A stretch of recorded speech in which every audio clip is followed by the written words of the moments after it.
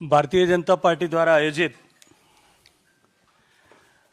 आज की इस महत्वपूर्ण प्रेस वार्ता में आप सबका हृदयपूर्वक स्वागत करते हुए आप सबके उपस्थित होने के लिए आपका धन्यवाद करता हूं। मित्रों, सत्ता की प्राप्ति के लिए और नैतिक अनैतिक रूप से प्राप्त की गई सत्ता पर किसी भी तरह से काबिज बने रहने के लिए, अनैतिक रास्तों से चुनाव जीतने के लिए फर्जीवाड़ा, छल और कपट करके सत्ताओं को हासिल करने का खेल कांग्रेस ने हमेशा से खेला है। मैं कुछ ऐतिहासिक दृष्टांतों के माध्यम से आप सबका ध्यान आकर्षित करना चाहता हूं कि किस तरह से आजाद भारत के इतिहास में कांग्रेस पार्टी ने विभिन्न चुनावों में विभिन्न नेताओं के तत्वावधान में अपने पक्ष में चुनाव के परिणाम को लाने के लिए किस तरह से वोटों का खेल किया था। 1952 के चुनाव में तत्कालीन नेता आदरणीय स्वर्गीय जवाहरलाल नेहरू जी के नेतृत्व में बैलेट बॉक्स जो भरे हुए थे उनमें नाइट्रिक एसिड डाल करके उन बैलेट बॉक्सेस में भरे हुए वोटों को, जहां जिनके चलते हुए परिणाम निगेटिवली इंपैक्ट हो सकता था, उनको नष्ट भ्रष्ट करने की घटनाएं अखबारों में छपी थी। उनके बाद के कालखंड में गांधी नेहरू परिवार ने एक बार फिर सत्ता में बने रहने के लिए जिस तरह से इंदिरा गांधी जी के चुनाव के समय में सरकारी संसाधनों का दुरुपयोग करने के साथ साथ में मतदाताओं को प्रभावित करने के लिए अनैतिक तरीकों का इस्तेमाल किया, जिस पर इलाहाबाद हाईकोर्ट ने उनके इलेक्शन को खारिज किया था, वो हम सब के संज्ञान में है।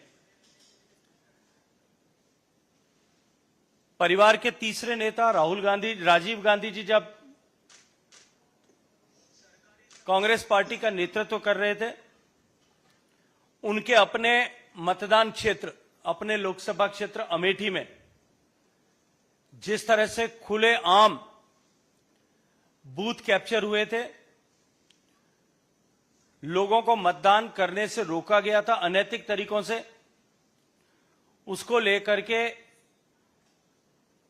अमेठी में रीपोलिंग कराने की आवश्यकता पड़ी थी। रीपोलिंग न की जाए, इसको लेकर के उसे रोकने के लिए अनेक तरह के प्रयास किए गए। सोनिया गांधी जी, कल एक प्रश्न उनको लेकर के पूछा गया था और मैं आश्चर्यचकित हूं कि किसी भी विषय का तुरंत फुरत जवाब देने के लिए जो कांग्रेस पार्टी के सिपहसालार सामने आते हैं, 24 घंटे बीत जाने के बाद में भी कांग्रेस पार्टी में उस प्रश्न को लेकर के न परिवार की तरफ से और न पार्टी की तरफ से किसी तरह का कोई प्रत्युत्तर आया है। पूरी कांग्रेस पार्टी उस पर मौन साधे हुए। ये अपने आप में एक प्रश्न चिन्ह है कि 1983 में जब सोनिया गांधी जी को भारत की नागरिकता मिली थी, उससे 3 साल पहले बिना भारत का नागरिक हुए किस तरह से, किस कानून से, किस आधार से उन्होंने मतदाता सूची में अपना नाम दर्ज करा करके मताधिकार का प्रयोग किया था। राहुल गांधी जी जब से कांग्रेस पार्टी का नेतृत्व कर रहे हैं, हर ऐसे अवसर पर जब देश को एकजुट होने की आवश्यकता थी या हर एक ऐसा अवसर जब देश किसी विषय को लेकर के गर्व कर रहा था, तब उन्होंने विरोधी ताकतों या विदेशी ताकतों के साथ में गलभैयां करते हुए उनके साथ में अपने संबंधों को और अधिक प्रगाढ़ करते हुए भारत के विरोध में बात करने वालों की ताकत को और अधिक बढ़ाया। मैं सिर्फ कुछ विषय आपके संज्ञान में जो मैंने विषय रखे हैं उसके बारे में रखना चाहता हूं। 1952, 51 के चुनाव की चर्चा मैंने आपके सामने की कि प्रारंभ से ही गांधी नेहरू परिवार ने किस तरह से अपने अनुकूल परिणामों को प्राप्त करने के लिए मतदान प्रक्रिया के साथ में मतदाता सूची निर्माण से लेकर के चुनाव की पूरी प्रक्रिया को अपने पक्ष में परिवर्तित करने के लिए किस तरह का खेला किया था। पहले इलेक्शन ने बैलेट टेम्परिंग, वोट के लिए नोट या रिश्वतखोरी, वोटों का इंटिमिडेशन करना, अपने मन माफिक परिणाम लाने के लिए वोटों को अनैतिक रूप से कैंसिल करना, कैश फॉर बैलेट और बैलेट बॉक्सेस में एसिड डाल करके वोटों को प्रभावित करने का पाप किया था। जवाहरलाल नेहरू जी ने मौलाना अब्दुल कलाम आजाद साहब का चुनाव 1952 में रामपुर लोकसभा से जीता जा सके, परिणाम घोषित होने के समय में वोटों को डिस्ट्रिक्ट कलेक्टर को दबाव देकर के तीसरे उम्मीदवार विशन चंद्र सेठ के वोट सारे मौलाना आजाद को ट्रांसफर करा करके और उस चुनाव में उनको विजय दिलाई थी। ये सारा विश्व इस बात को जानता है। 1952 के चुनाव में बाबा साहब अंबेडकर लोकसभा में न पहुंचे, इसको लेकर के नेहरू ने पहले उनके सामने जो कैंडिडेट खड़ा किया, कम्युनिस्ट पार्टी के साथ में एक गठजोड़ बनाया और उसके बाद में भी चुनाव के परिणाम अनुकूल न आना पाते हुए 74,333 वोटों को उस समय में इनवैलिड डिक्लेयर कराया गया और 74,333 वोट इनवैलिड डिक्लेयर करने के चलते हुए अंबेडकर मात्र 14,561 वोटों से चुनाव हार गए थे।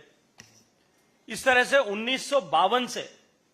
मैं कुछ उदाहरण मात्र आपके सामने इंगित करना चाहता हूं। 1957 के चुनाव में रायचियारी बिहार में जिस तरह से देश ने पहली बार ऑर्गेनाइज रूप से बूथ लूटने का खेल देखा था, वो कांग्रेस पार्टी के संरक्षण में, तत्कालीन नेताओं के संरक्षण में हुआ था। जम्मू कश्मीर का उदाहरण हम सबके सामने है। 3 दशक तक जिस तरह से जम्मू कश्मीर में चुनावों को प्रभावित किया गया कांग्रेस पार्टी के सरकारों के समय में, 1951 के चुनाव में जब ये घोषणा की गई थी, कांग्रेस और एनसी ने यह तय किया था कि सभी मतदान क्षेत्रों में, सभी चुनाव क्षेत्रों में केवल एनसी के ही उम्मीदवार खड़े होंगे, उसके अतिरिक्त कोई उम्मीदवार खड़ा नहीं हो सकता।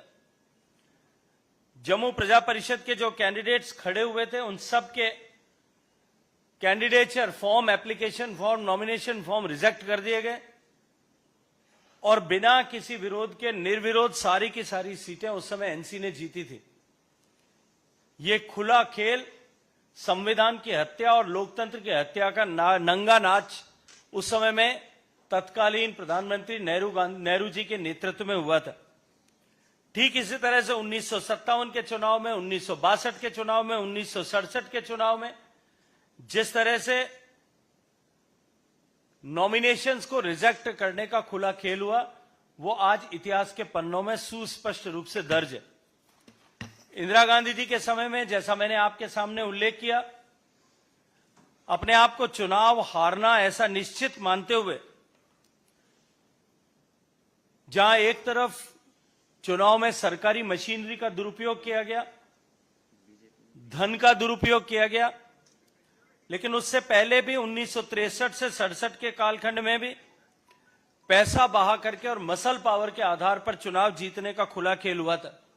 मैं याद दिलाना चाहता हूं कि यहां ज्यादातर आप सब युवा पत्रकार मित्र बैठे हैं। यदि पुराने अखबारों को या पुराने लोगों से आप चर्चा करेंगे तो आप पाएंगे कि उस समय एक नारा हुआ था कि सहाय से नोट लो और महामाया को वोट दो। इंदिरा गांधी जी को वोट चुनाव जिताने के लिए खुलेआम ये नारा पब्लिकली लगाया जाता था कि सहाय जो उनके चुनाव का संचालन करने वाले थे कि उनसे नोट लेकर के और महामाया को यानी इंदिरा गांधी जी को वोट देना है। ठीक इसी तरह से 1969 के चुनाव में भी बूथ कैप्चरिंग और वोटर्स को अनैतिक रूप से प्रभावित करने और इस तरह की मेल प्रैक्टिसेस को उस समय के सीईसी श्री एसपी सेन वर्मा ने रिकॉर्ड किया था। 1972 के चुनाव में जिस तरह से इंदिरा गांधी जी और गृह मंत्री केसी पंत ने बंगाल और जम्मू कश्मीर के चुनावों को अनधिकृत रूप से प्रभावित किया था, आज वो कांग्रेस पार्टी संविधान का संरक्षण और लोकतंत्र के संरक्षण की बात कहकर के संविधान की पुस्तक को जेब में लेकर के घूम रही है। जिस तरह से कांग्रेस पार्टी के शासनकाल में, उनके नेतृत्व में, उनके संरक्षण में 60 के दशक से लेकर के 70 के दशक तक हम सब लोगों ने, और आप चाहें तो YouTube पर इसके बहुत सारे वीडियोस आपको सबको देखने को मिलेंगे, उस कालखंड की मूवीज में भी आपको देखने को मिलेगा कि किस तरह से बूथ कैप्चरिंग की एक इकोनॉमिक वर्टिकल उस समय देश के बहुत सारे प्रांतों में खड़ा हो गया था। इंदिरा गांधी जी का जब चुनाव, इलाहाबाद हाईकोर्ट ने ये तय करते हुए, प्रमाणित मानते हुए कि ये चुनाव अनैतिक साधनों के तहत जीता गया है, जब चुनाव खारिज कर दिया गया था, तब देश ने लोकतंत्र की हत्या का वो काला अध्याय देखा और देश में इमरजेंसी थोप करके देश के नागरिकों को लोकतंत्र और संविधान के द्वारा प्रदत्त मौलिक अधिकारों से वंचित कर दिया गया था। प्रेस और मीडिया की स्वतंत्रता को बाधित कर दिया गया था और देश ने वो लोकतंत्र हत्या का नंगा नाच उस समय में देखा था। 77 में सरकार बनने के बाद में भी कांग्रेस पार्टी के संरक्षण में जिस तरह से डुप्लीकेट बैलेट्स के माध्यम से चुनाव प्रभावित किए जा सकते हैं, इसको लेकर के जनता पार्टी ने आवाज उठाई थी, आसाम जनता पार्टी ने आवाज उठाई थी। वो सब रिकॉर्ड आज भी जो है, वो दस्तावेज आज भी सुरक्षित हैं। राजीव गांधी जी के चुनाव में, जैसा मैंने आप सबके सामने उल्लेख किया कि 1989 के चुनाव में इलेक्शन कमीशन ने 97 पोलिंग बूथ्स पर अनैतिक तरीके से वोटर्स को प्रभावित करने, रोकने या बूथ कैप्चरिंग होने के आरोपों के प्रमाणित मानते हुए वहां रीपोलिंग का आदेश दिया था। ठीक इस तरह की घटनाएं राजीव गांधी जी के चुनाव में बाद के कालखंड में भी हुई थी। बहुजन समाज पार्टी के सम्मानीय नेता स्वर्गीय कांशीराम जी ने भी इलेक्शन कमीशन के सामने शिकायत दर्ज करके ये कहा था कि उनके कैंडिडेट्स को हराने के लिए वोटर लिस्ट से में नामों से छेड़छाड़ के बाद में चुनाव प्रक्रिया को भी बाधित करने और उसे अपने अनुकूलता के अनुरूप उसे परिवर्तित करने का काम हुआ है। ऐसी अनेक घटनाएं देश में पिछले समय में कांग्रेस पार्टी और कांग्रेस पार्टी के नेताओं के संरक्षण में देश की जनता ने और देश की चुनाव प्रक्रिया ने देखी है। मैंने जैसा आपके सामने कहा कि सोनिया गांधी जी जो 1983 में भारत की नागरिकता हासिल कर पाई, वो 1980 में देश की मतदाता सूची में अपना नाम दर्ज करा पाई। कांग्रेस पार्टी से एक बार फिर मैं आज प्रश्न करता हूं कि ये वोटर लिस्ट को प्रभावित करने का खेल उन्होंने कैसे और क्यों कर किया था और किस तरह से एक व्यक्ति देश का मतदाता हुए बिना, देश का नागरिक हुए बिना देश का मतदाता बनने का अधिकार हासिल कर पाया था। मैं ये मानता हूं कि सोनिया गांधी जी ने 80 में जो चुनाव में मतदान किया था, वो निश्चित रूप से भारत के सार्वभौमिकता को चुनौती देते हुए भारत के संवैधानिक प्रक्रिया को जो है उद्धता बताने के अनुरूप था। इसके बाद के राहुल गांधी जी के नेतृत्व काल में जिस तरह से कांग्रेस पार्टी ने हर उस क्षण में जब भारत कहीं गर्व कर सके, जिस विषय पर भारत गर्व कर सके, उस विषय पर भारत को नीचा दिखाने के लिए या तो संदेह के बादल पैदा किए, और हम सब ने देखा, आप सबकी जानकारी में है कि किस तरह से उन्होंने विदेशी ताकतों के साथ में गठजोड़, ऐसे समय में जब भारत को एक सॉलिडेरिटी की आवश्यकता थी, तब गठजोड़ बना करके विदेशी ताकतों के हौसलों को बढ़ाने के लिए काम किया। इसी तरह से आज मैं ये आप सबके सामने स्पष्ट रूप से कहना चाहता हूं कि इस परिवार ने, ये परिवार की लीगेसी है कि ये फ्रॉड, डिसीट और उसके माध्यम से मैंडेट को स्टील करने का, चोरी करने का काम करते हैं। जिन्होंने आज तक मैंडेट चोरी करने का काम किया, जिन्होंने बूथ लूट करके, लुटवा करके जो है चुनावों के परिणामों को चोरी करने का काम किया, जिन्होंने वोटों को खारिज करा करके वो जो है चुनाव परिणामों को चोरी करने का काम किया, जिन्होंने मतदान के अधिकार से अनैतिक रूप से लोगों को वंचित करके चुनाव परिणामों को चोरी करके अपने पक्ष में बदलने का काम किया, वो आज इस तरह के अनर्गल प्राप्त करके अपने आप को लोकतंत्र का मसीहा साबित करने का एक प्रयास कर रहे हैं। कल कुछ प्रश्न आदरणीय अनुराग ठाकुर साहब ने भी उनसे खड़े किए थे। मैं फिर कहूंगा कि उन प्रश्नों का जवाब भी आज तक कांग्रेस पार्टी नहीं दे पाई है। आप सबका बहुत सारा धन्यवाद। प्रश्न आमंत्रित है गौरव।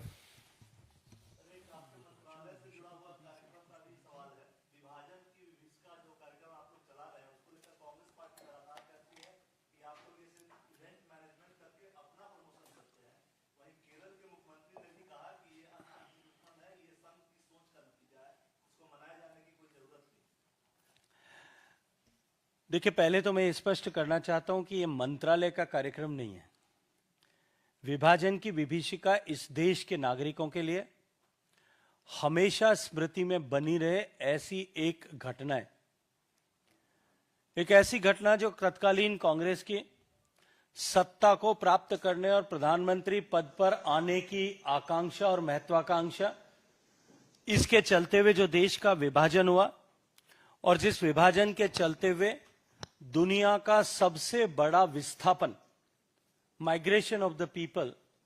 माइग्रेशन ऑफ द मासेस हुआ। करोड़ों लोगों के घर बार उजड़ गए, करोड़ों लोगों को अपने घर छोड़कर के एक से दूसरे जगह पे जाना पड़ा।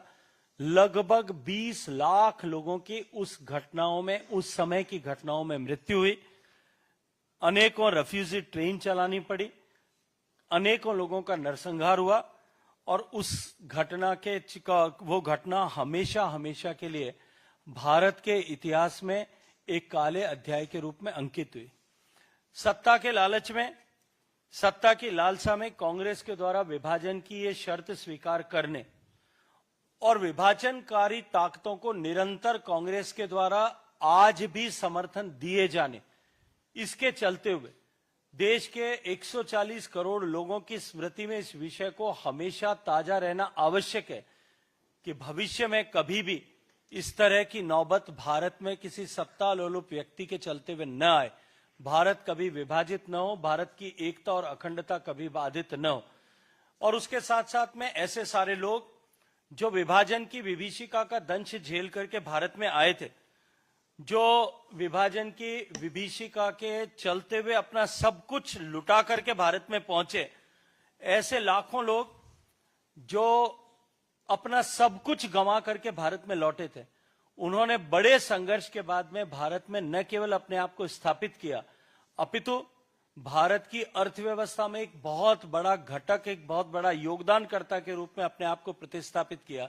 हम उन सब लोगों के प्रति भी सम्मान जो है वो हमारा बना रहे और उनकी पहचान देश में बनी रहे। इस दृष्टिकोण से इस कार्यक्रम को आयोजित करना आवश्यक भी है और प्रासंगिक भी है।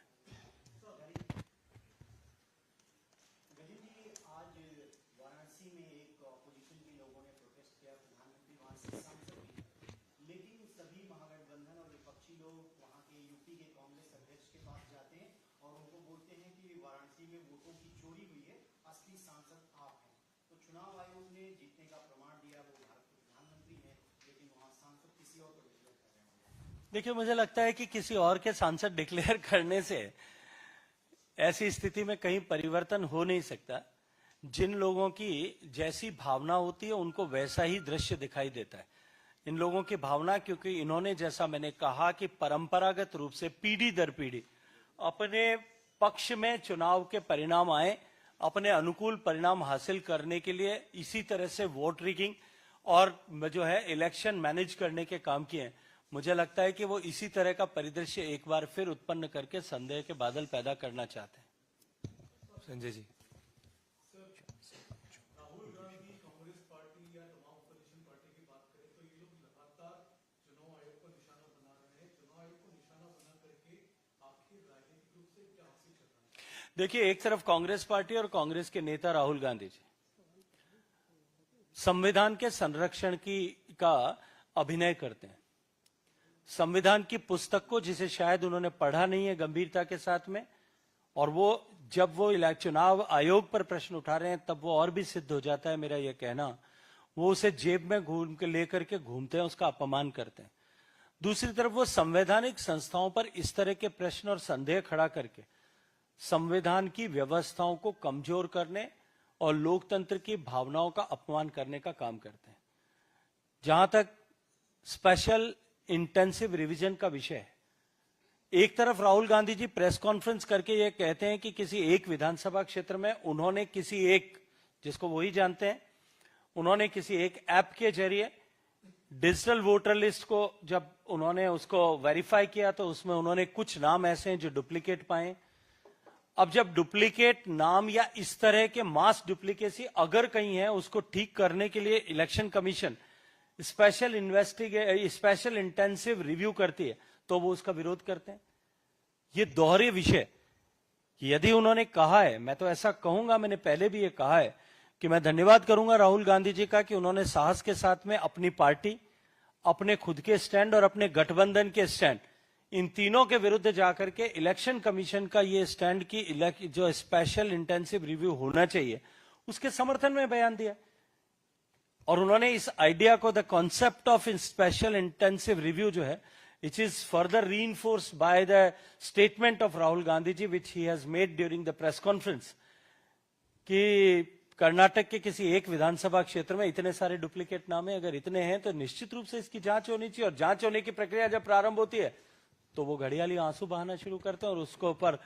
संवैधानिक व्यवस्थाओं पर प्रश्न चिन्ह खड़ा करके उस संविधान के प्रति लोगों की भावना को में संदेह पैदा करके कमजोर करना चाहते हैं। विनीत, न्यूज़ 18। सर, विभाजन की विविधता जो है उसको लेकर के आप जो है मतलब एक कार्यक्रम कर रहे हैं, लेकिन अभी भी कई ऐसी राजनीतिक पार्टियां हैं जो वोट बैंक के कारण धर्म के आधार पर, जाति के आधार पर, भाषा के आधार पर, राज्य के आधार पर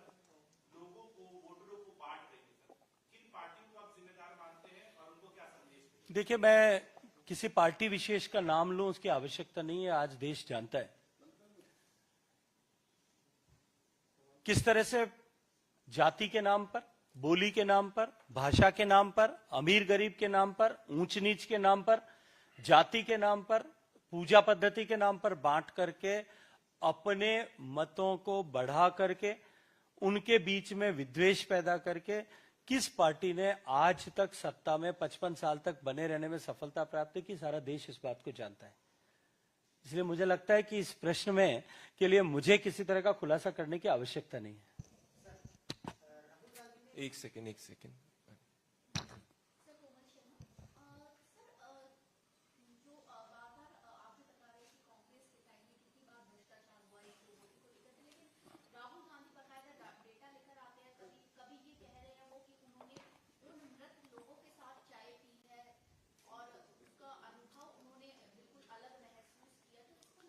देखिए, मैंने जैसा अभी कहा, वोटर लिस्ट को बनाने की प्रक्रिया संविधान प्रदत्त व्यवस्था के अनुरूप इलेक्शन कमीशन के देखरेख और उसके बनाए गए एसओपी के तहत होती है। अगर वोटर लिस्ट में कहीं भी किसी नाम की गलत एंट्री है, किसी की उम्र को लेकर के वो प्रश्न चिन्ह खड़े कर रहे हैं, किसी के होने या न होने को लेकर के प्रश्न चिन्ह खड़े कर रहे हैं, भारत के संविधान के बनाई गई व्यवस्था के अनुरूप वोटर लिस्ट को दुरुस्त करने की प्रक्रिया है। कोई भी वोटर लिस्ट में यदि मेरे नाम के आगे अंकित कोई सूचना गलत है तो मुझे जिम्मेदार नागरिक के नाते मेरी जिम्मेदारी है कि मैं उसकी बनाई गई व्यवस्था के अनुरूप उसको करेक्ट कराने के लिए अप्लाई करूं। किसी का गलत नाम यदि जुड़ा है, वोटर लिस्ट जब प्रकाशित होती है तब गलत नाम जुड़ा या गलती से छूट गया नाम, इन दोनों को दुरुस्त करने की प्रक्रिया है। उसके लिए फॉर्म 6 भरना पड़ता है। अगर उसके बाद में भी उसे दुरुस्त न किया जाए तो उसके बाद में या किसी का नाम गलत तरीके से हटाया जोड़ दिया जाए तो उसकी 3 बार उसको ठीक कराने की व्यवस्था है कि उसमें उसको रिटर्निंग ऑफिसर के पास में पेश करके किया जा सकता है। वहां अगर एड्रेस नहीं होता है तो डिस्ट्रिक्ट इलेक्शन ऑफिसर जो कलेक्टर होता है सामान्यतया उसके पास में हो सकता है। फिर स्टेट इलेक्शन कमिश्नर के पास में उसकी अपील की जा सकती है, वहां से निस्तारण कराया जा सकता है। राहुल गांधी जी को मैं ये कहूंगा कि अपने मृत लोगों के साथ में चाय पीने के लिए जो वो अनुभव लेने के लिए गए थे वो उनको मुबारक है, लेकिन उनको एक जिम्मेदार पार्टी का लीडर होने के नाते देश की पुरानी और ऐसी पार्टी जिसने 55 साल चाहे नैतिक अनैतिक तरीकों से किसी भी तरह से सत्ता प्राप्त की होगी या सत्ता में बने रहे होंगे, कम से कम अब जब देश शिक्षित युवाओं का देश है, देश उनसे अपेक्षा करता है कि वो अपने पार्टी के काडर को इसके लिए एजुकेट करें कि वो जाकर के अपने पार्टी के जो है कार्यकर्ता बीएलएज उनके जाकर के वोटर लिस्ट के दुरुस्तीकरण करने के लिए ठीक से संविधान प्रदत्त प्रक्रिया के अनुरूप काम करें।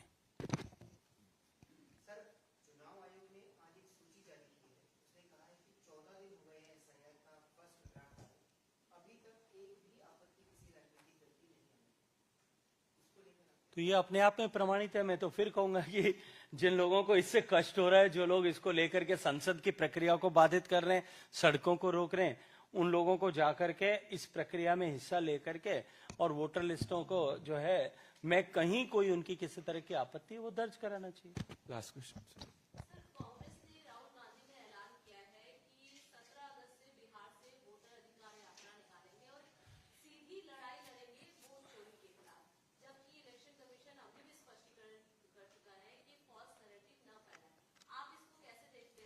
देखिए, मुझे लगता है कि फॉल्स नैरेटिव फैलाने के विरुद्ध जिस तरह से माननीय सर्वोच्च न्यायालय ने राहुल गांधी जी को लेकर के जो टिप्पणी की है, शायद इन शब्दों में, इतने कड़े शब्दों में, इतने गंभीर शब्दों में कभी किसी राजनीतिक नेता के विरुद्ध ऐसे किसी विषय को लेकर के सर्वोच्च न्यायालय ने टिप्पणी नहीं की होगी। लेकिन उसके बाद में भी यदि कोई न समझना चाहे तो मुझे लगता है कि आने वाले समय में अपने आप ही व्यवस्था उसका निस्तारण तो करेगी। लेकिन मैं फिर कहूंगा कि ये आज डिजिटल युग में पढ़े लिखे युवाओं का देश भारत जो है, वो सब इस विषय को, इन सारे विषयों को देख रहे हैं और चुनाव में समय आने पर ऐसे सारे विषयों का ठीक से जवाब देंगे। ऐसे सारे झूठे नैरेटिव्स गढ़ने, चाहे वो सर्जिकल स्ट्राइक के समय में किए गए संदेह हो, खड़े किए गए संदेह हो, चाहे वो एयर स्ट्राइक के समय खड़े किए गए प्रश्न चिन्ह हो, चाहे वो भारत जब गर्व कर रहा था और पूरा विश्व भारत की तरफ आशा की दृष्टि से देख रहा था, कोविड के समय में भारत के वैज्ञानिकों के द्वारा बनाया गया टीका हो जिसने मानवता को बचाने के लिए बड़ा योगदान किया, उसको लेकर के जिस तरह के प्रश्न चिन्ह खड़े किए गए हों,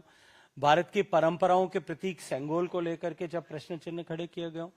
हमेशा ही जब उन्होंने प्रश्न चिन्ह खड़े किए, लेकिन उसके प्रत्युत्तर ने देश की जनता ने उनको वोटों के हिसाब दिया है और वोट की चोट से उनका जो है ऐसे सारे प्रश्नों का जवाब दिया है और उसके चलते हुए वो सिमटते सिमटते सिमटते सिमटते अब हाशिए तक आ गए हैं। मुझे लगता है कि अब हाशिए पे बने रहने का वो जो संघर्ष है, उस संघर्ष को भी अगर वो पुरानी रीति से लड़ते रहेंगे तो वहां से भी समाप्त हो जाएंगे। Last final question.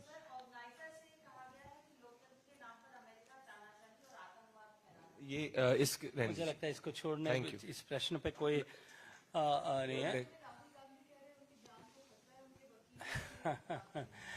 मुझे लगता है कि हास्यास्पद बातों के लिए यहां मुझे टिप्पणी नहीं करना चाहिए, लेकिन इतना अवश्य कहूंगा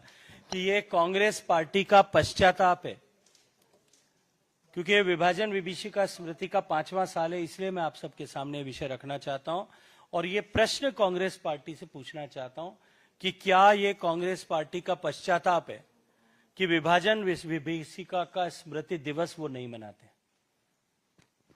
क्योंकि जयराम रमेश साहब ने जब इस पर टिप्पणी की थी तब अपने ट्विटर हैंडल पर उन्होंने लिखा था कि ये दर्दनाक दिन है जिसको याद करने की आवश्यकता नहीं है। लेकिन मैं ये पूछूंगा कांग्रेस पार्टी से कि क्या वो ये मानते हैं कि इस दर्दनाक अध्याय को लिखे जाने के लेखक और पटकथा के रचयिता कांग्रेस पार्टी और उसका का नेतृत्व था, इसलिए वो इस विभाजन की विभीषिका के दिवस को नहीं मनाते और अपनी ऐतिहासिक भूल को, जिसके चलते हुए देश को इस बड़ी पीड़ा से गुजरना पड़ा, भारत माता के दो बाजू भारत माता से कटे, उसको उस पश्चाताप के चलते हुए वो आज इस दिन को स्वीकार नहीं करना चाहते। पिछले कुछ वर्षों में हमने देखा है कि इसके अतिरिक्त भी न तो कांग्रेस योग दिवस मनाती है, योग जिसने भारत से निकल करके देश के 190 देशों तक न केवल अपनी पहचान बनाई, अपितु भारत की संस्कृति और भारत के सांस्कृतिक उत्थान का सम्मान पूरे विश्व के पटल पर रखा, उस योग दिवस को न मनाती है, न कारगिल विजय दिवस को मनाती है, जब देश की सशक्त सेनाओं ने देश पर हुए चौथे बड़े पाकिस्तान के हमले का माकूल जवाब देकर के देश को एक डिसाइसिव विक्ट्री दिलाई थी, उस दिन को भी वो गर्व के साथ में नहीं मनाते। इसी के साथ साथ में कांग्रेस पार्टी ऐसे अन्य सारे दिवस, ऐसे सारे अवसर जहां देश गर्व करता है, उससे अपने आप को अलग थलग रखती है। न कांग्रेस पार्टी देश के सुख में शामिल होना चाहती है, न देश के सांस्कृतिक वैभव के सम्मान जहां बढ़ता है उसके साथ में जुड़ना चाहती है, न ऐसे विभाजन विभीषिका जैसी किसी पीड़ा के साथ में जुटना चाहती है, न इमरजेंसी के विरोध में लोकतंत्र की हत्या जो उन्होंने की उस दिन के साथ में जुड़ना चाहती है। मुझे लगता है कि ऐसे सारे विषयों से कांग्रेस पार्टी अपने आप को अलग थलग रख करके, क्योंकि वो इन सब के कारक थी और ऐसे भारत का सम्मान जिस सब जगह पर बढ़ता हो उसके साथ में वो नहीं जुड़ना चाहती। ऐसे विषयों के साथ ऐसे वो दूरी क्यों बनाते हैं, ये प्रश्न मैं आप सब के लिए, कांग्रेस पार्टी के लिए, आप सब के लिए छोड़ करके आज की इस बात को समाप्त करता हूं। बहुत बहुत धन्यवाद, शुक्रिया।